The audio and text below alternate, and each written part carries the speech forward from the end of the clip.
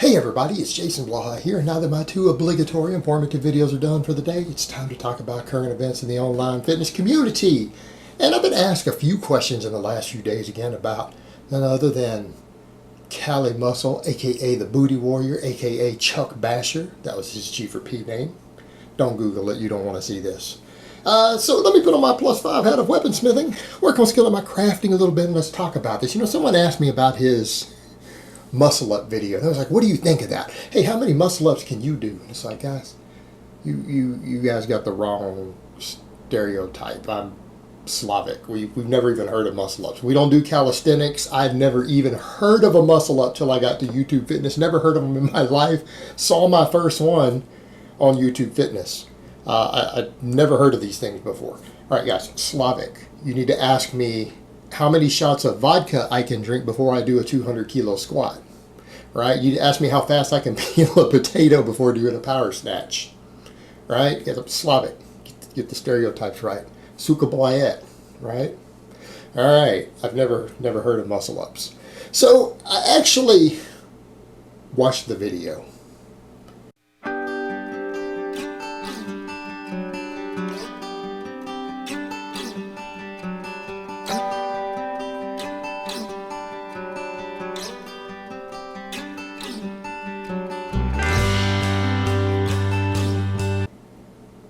And I'm not even sure what in the hell I'm looking at. Is that how a muscle up is done? Because I'm not sure if 16 of those are supposed to be a feat of strength. I don't know what's normal, but muscle up, what he's doing, I don't know if that's, you guys who know about muscle up, you can correct me. I don't even know if that's how you're supposed to do it. I thought they're like a pull up to where you go into like a dip at the top, right? Well, he's not even doing a pull-up. So he probably can't even do 16 pull-ups if he can only do 16 muscle-ups, because the push at the top is the easiest part. I mean, if he weighs 210, it's basically the equivalent of a decline bench for a half rep, because you're using body English to flip your way up to the top. Flip your way up to the top, and then you're just doing like a half rep on a decline. Well, who in the hell can't do 200 pounds for 16 reps for 6-8 inches on a decline angle? I mean, I could probably do 50.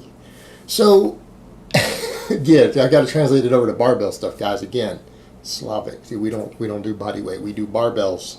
We do kilos, right? Okay, it's not a barbell. We don't understand it. But the pull-ups aren't even full range of motion. There's no dead hang, and he's swinging up, kipping up like they do in CrossFit. So I don't even know if this is supposed to be impressive or not. I don't think it's that much of a feat of strength. And people say, why don't you try it? I'd be like, I have no interest in doing this. It's not a strength sport. I'm interested in feats of strength that involve standards, calibrated plates, and medals, right? Medals and trophies given out. That's feats of strength I care about. Strength athlete. Don't do this silly circus CrossFit looking stuff. Not my thing. But if that's your thing, man, more power to you. But it was also funny, you know, he's got his whole spiel right now. He's got the whole rhino. It's like, isn't Cali like 5'7", 5'6", weighing 210? That's not really a rhino anymore. He is shrinking. He's shrinking. We'll get to the shrinking in a second, though. We'll get to the shrinking in a second. But, you know, the thing that I thought was funny is that he's got his own terrible music in the background with him trying to rap. And it's all, happy, mud, running through my blood. Hypey, mud, running through my blood. It's like, okay. I'm not really an expert on rap or hip-hop, but I'm going to go out on a limb and say I don't think his flow is quite at the level of, say, Method Man. Not quite at that level. See, you don't have to. See, that's the difference, guys. You don't have to know much about rap or hip-hop to listen to someone like Method Man and go, damn, that guy's good. that guy's really good. He's good at what he does. See, you can not even know the genre and understand that. You can tell talent when you hear it. But, yeah, he's not at that level. But back to the point about shrinking, man. He is shrinking since that WFN scandal happened, isn't it? You know, getting smaller, losing that size, losing those gains. You know, I guess he's doing all this body weight stuff because since he's getting lighter and lighter, it's easier to flop his body weight around, right? Doesn't train legs anymore. I mean, we've seen his leg stuff. The guy's struggling now with doing squats against a wall with a foam roller. It's like, man, I'm almost as old as you. I can do a 200-kilo squat without a belt. Ass to grass. I'm in my 40s. I'm just saying, what's the problem here? But the worst part, what you can really see happening, I talked before about all his side enhancement, the old Synthol and everything. You guys noticing all that? That's the downside to side enhancement. It stays. It doesn't just go away. It doesn't go away, and you're really seeing it. If you guys want a perfect example, all right, I'm gonna make fun of myself here. When I was younger and stupider, and I'm not saying I'm always smart these days. I still do some stupid stuff. I'm just old enough and mature enough to be aware that I do stupid stuff now. I guess that's worth something. Right here. You guys notice that little lump down on my bicep? People see it every now and then. You know what that's from? When I was in my 20s, I'm 41 now, I got the stupid idea to pin a little bit of test in my biceps, right? A little bit. I'm not talking the 3 cc's Boston load. I'm talking 1 cc shots. Over the course of several months, I did maybe 5 or 6 of them. 1 cc into each of my biceps. Well, one of them, even though I pinned it higher up, it seemed to have rolled further down, and it made a lump of scar tissue down here that never went away. I can still feel it. It's there, right? It's there. I was stupid, and it's like, yeah, now I've got this little chunk of scar tissue there from that. It never went away from 1 cc of test in my bicep done 15 years ago. 15 years ago.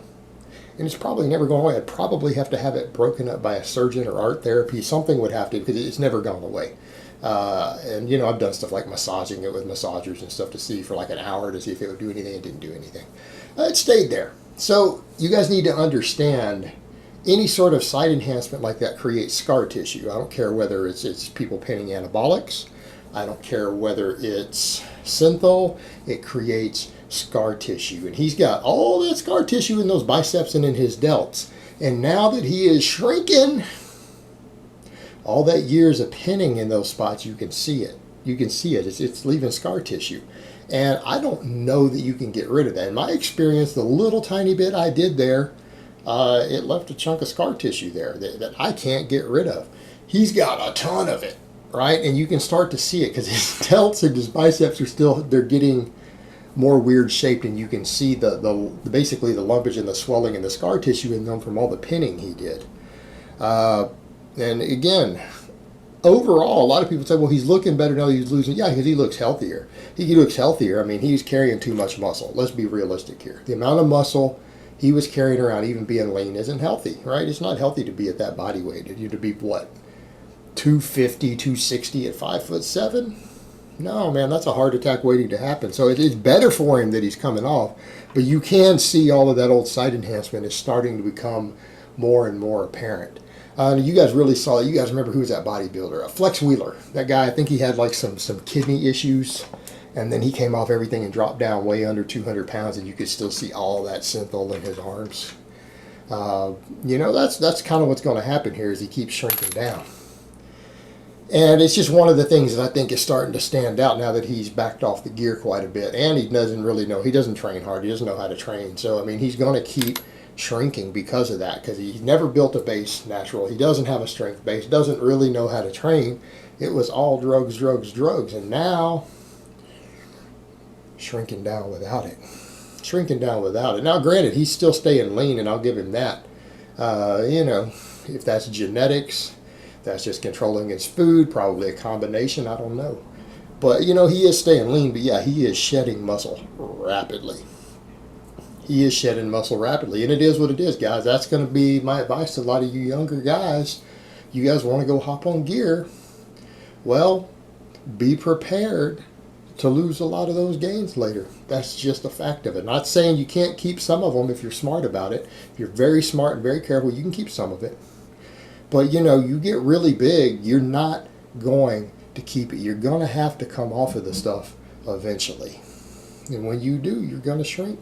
You better learn to accept that the moment you make that choice.